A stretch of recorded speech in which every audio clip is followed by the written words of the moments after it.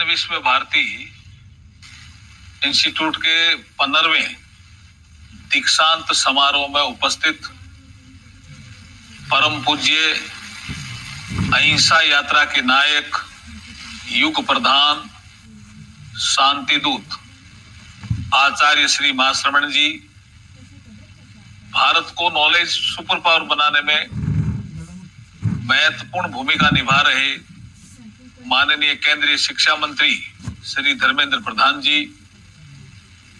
जैन विश्व भारती इंस्टीट्यूट के विद्वान कुलपति प्रोफेसर बसराज जी दुग्गड़ साहब, सुप्रीम कोर्ट के पूर्व न्यायाधीश जस्टिस श्री दिनेश महेश्वरी जी, डॉक्टर अजयपाल कौशिक, रजिस्ट्रार जैन विश्व भारती संस्थान, मंचासीन अतिथिगण, प्रिय विद्यार्थियों एवं विशाल संख्या में उपस्थित गणमान्य जनों, आप सभी को जय जिनेन्द्र। दीक्षांत समारोह के इस पावन अवसर पर परम तपस्वी, आध्यात्म साधना के शिखर पुरुष आचार्य श्री महाश्रमण जी का वर्चुअल माध्यम से सानिध्य पाकर मैं अत्यंत प्रसन्नता की अनुभूति महसूस कर रहा हूं। इस कार्यक्रम में आप सभी के साथ शामिल होने की मेरी हार्दिक इच्छा थी,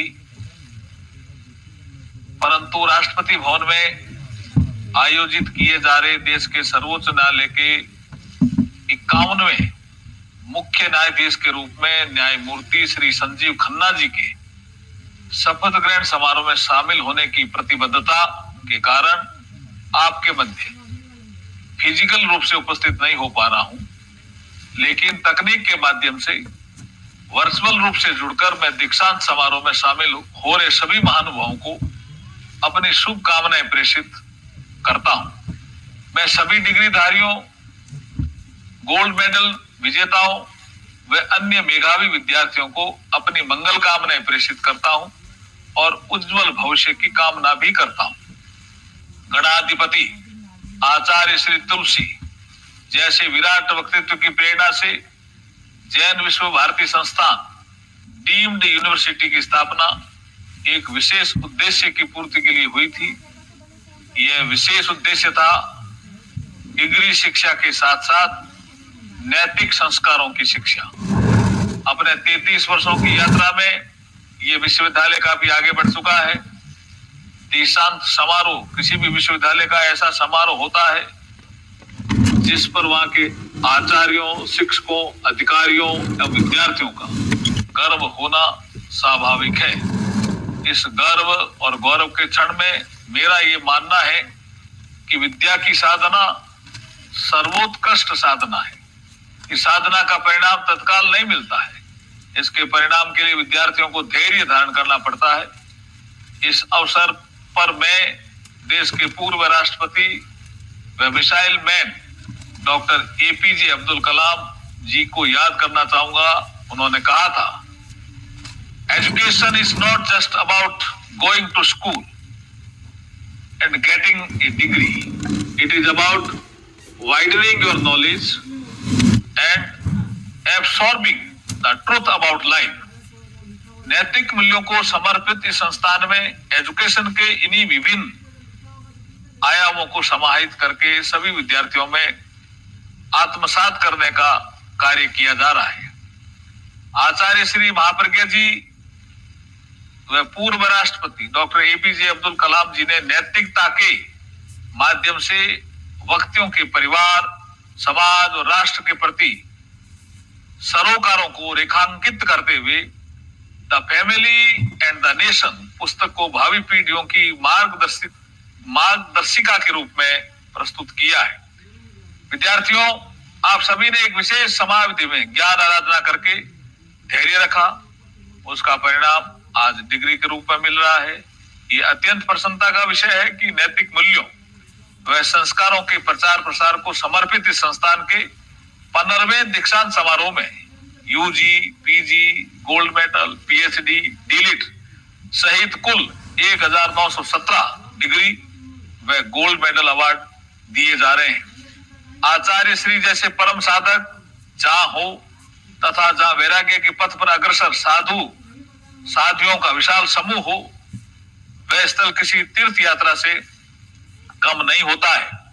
पूर्व में जिस भारत को विश्व गुरु की उपाधि से अलंकृत किया जाता था, जहां आचार विचार और व्यवहार में समरूपता होती थी, वह कब आचार विहीन होकर विश्व गुरु के वैभव को खो दिया, किसी को एहसास तक नहीं हुआ। हाँ, इस बात का बोध अवश्य हुआ कि हमने अपने उस प्राचीन वैभव को इसलिए खोया क्योंकि हमारा आचार पक्ष छिन्न भिन्न हो चुका था। ज्ञान का सार आचार है।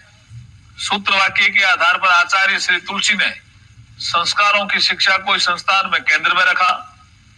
प्राच्य विद्याओं के संवर्धन, प्राचीन भारतीय विरासत के संरक्षण, मूल्यों के उन्नयन की दृष्टि से जिस विश्वविद्यालय का सपना उन्होंने देखा था और आचार्य महापर्गे की चेतना से उत्कर्ष को प्राप्त हुआ तथा आचार्य श्री महाश्रवण के आध्यात्मिक अनुशासन में विकास के पथ पर निरंतर अग्रसर है। डिग्री प्राप्त करते हुए ये विद्यार्थी अत्यंत प्रसन्नता महसूस कर रहे हैं। उनकी प्रसन्नता बता रही है कि विद्याराधना की कोई निश्चित अवधि नहीं होती है। सीखने की यात्रा में न कोई पड़ाव है न कोई विराम है। यह तो बहते हुए झरने की तरह निरंतर चलती रहनी चाहिए। उपनिषद की चरेविति की भावना सार्थक होती रहनी चाहिए। मुझे यह जानकर भी अत्यंत प्रसन्नता हुई कि इस विश्वविद्यालय ने यशस्वी प्रधानमंत्री श्री नरेंद्र मोदी जी की प्रेरणा से तथा शिक्षा मंत्री श्री धर्मेंद्र प्रधान जी के दिशा निर्देशन में क्रियान्वित की जा रही नई राष्ट्रीय शिक्षा नीति 2020 के अनुसार पाठ्यक्रमों को न केवल लागू किया है, अपितु लागू करने के पूर्व कई कार्यशालाओं के माध्यम से अकादमिक लोगों को अवगत होने का शुभ अवसर भी दिया है। नई शिक्षा नीति के ये भी विशेषताओं, योग्यताओं, समृद्धि, दक्षता वृद्धि, मूल्यों का संवर्धन, भारतीय विद्याओं का विकास, प्रायोगिक शिक्षा, सामुदायिक शिक्षा, फील्ड वर्क आदि को भी अपने पाठ्यक्रमों में आत्मसात किया है।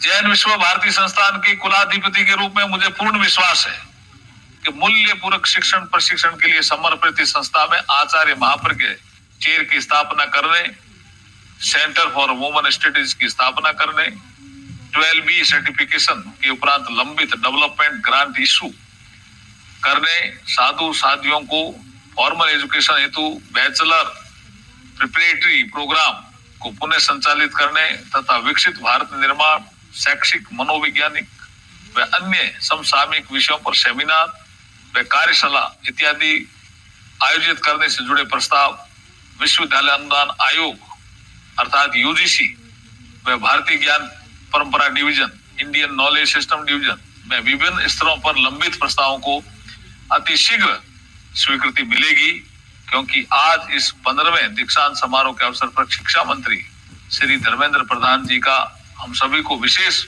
मार्गदर्शन मिल रहा है। माननीय सुप्रीम कोर्ट के पूर्व न्यायाधीश न्यायमूर्ति श्री दिनेश महेश्वरी जी को भी लीगल एक्सीलेंसी के क्षेत्र में उत्कृष्ट योगदान के सम्मान में ऑनरेरी डीलिट की उपाधि दिए जाने पर हार्दिक बधाई व शुभकामनाएं प्रेषित करता हूं। नैतिक मानकों व संवैधानिक मूल्यों के संरक्षक के रूप में श्री दिनेश महेश्वरी जी ने विभिन्न दायित्वों का निर्वहन करते हुए जनमानस में न्यायिक व्यवस्थाओं पर विश्वास को बलवती करने के सराहनीय प्रयास किए हैं। जैन विश्व भारती संस्थान छोटा भले ही हो परंतु विशिष्ट है, क्योंकि यहाँ के पाठ्यक्रम भी विशिष्ट है। भारतीय विद्याओं व पुरातन ज्ञान के पोषक हैं। यह संस्थान भारतीय व प्राच्य विद्याओं के लिए समर्पित संस्थान है, जहाँ स्थापना काल से ही प्राकृत, पाली व संस्कृत जैसी प्राचीन भाषाओं एवं भारतीय पारंपरिक ज्ञान को केंद्र में रखकर इनके संरक्षण एवं संवर्धन हेतु अलग से विभिन्न विभागों की स्थापना भी की गई है। हाल ही में भारत के यशस्वी प्रधानमंत्री माननीय श्री नरेंद्र मोदी जी द्वारा भी प्राकृत एवं पाली आदि प्राचीन भाषाओं को शास्त्रीय भाषा, क्लासिकल लैंग्वेज के रूप में मान्यता प्रदान कर इनके उच्च साहित्यिक एवं अंतर्राष्ट्रीय महत्व को विश्व पटल पर पुनर्स्थापित करने एवं भारतीय मूल्यों की अभिव्यक्ति के क्षेत्र में एक अति सराहनीय कदम उठाया गया है। आज के दीक्षांत समारोह के अवसर पर डिग्रीधारियों को विचार करना होगा कि अब तक आप लोग या तो विद्यालय या महाविद्यालय या विश्वविद्यालय तक केंद्रित थे। अब आपके समक्ष खुला आकाश है, अपनी क्षमता को प्रदर्शित करने का शुभ अवसर है। ये आप लोगों के ऊपर है कि आप अपनी योग्यता और क्षमता का प्रदर्शन करते हुए अपनी अपनी लक्षित मंजिल को प्राप्त करें। इस खुले आकाश में उन्हीं की तलाश पूरी होती है, अर्थात वही सफल होता है जो पुरुषार्थ के द्वारा संचालित होते हैं। प्रमाद या आलस्य करने वाले प्रतिस्पर्धा के इस युग में पीछे रह जाते हैं और फिर वे अपने भाग्य को कोसते रहते हैं। ये भूल जाते हैं कि भाग्य की लेखनी लिखने वाला तो उनका पुरुषार्थ ही है। अतः विद्यार्थियों, जो कुछ आपने यहाँ सीखा है, जिन मूल्यों को जीवन में उतारा है, जिन संस्कारों से आप संस्कारित हुए हैं, उन्हें लेकर जब आप सेवा का अवसर ढूंढेंगे तो आपकी सफलता सुनिश्चित है। धैर्य, पुरुषार्थ और आत्मविश्वास को जीवन में कभी कमजोर मत होने देना। यदि ऐसा है तो निसंदेह जीवन में हिमालय की ऊंचाई प्राप्त होगी। इसी आशा और विश्वास के साथ सभी विद्यार्थियों को उज्जवल भविष्य की शुभकामनाएं प्रेषित करते हुए अपनी वाणी को विराम देता हूं। धन्यवाद।